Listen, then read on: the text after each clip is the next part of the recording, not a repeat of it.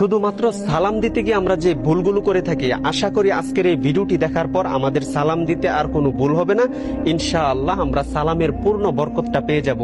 এই যে দেখেন, আমরা প্রথমত সালাম দিতে গিয়ে যে ভুলগুলো করে থাকি, এক নম্বরে বলি সালাম আলাইকুম, এর অর্থ হলো উটের নারী ভুঁড়ি আপনার জন্য, আস্তাগফিরুল্লাহ। এরপরে দেখেন, শুধু খালি একটু ভুল বলার কারণে অর্থের কি পরিবর্তন ঘটে। এরপরে আমরা বলি আসসালাম আলাইকুম, এর অর্থ হলো আপনার মৃত্যু হোক। আল্লাহ, এই কারণে আমি বলবো যে আপনারা সঠিকভাবে সালাম দিতে শিখুন।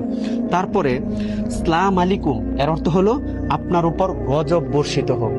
দেখেন, একটু ভুলের কারণে আমাদের অর্থের কি পরিমাণ পরিবর্তন ঘটে।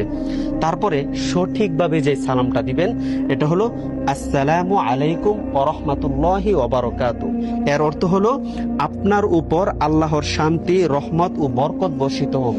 ভিডিওটি ঝড়ের গতিতে শেয়ার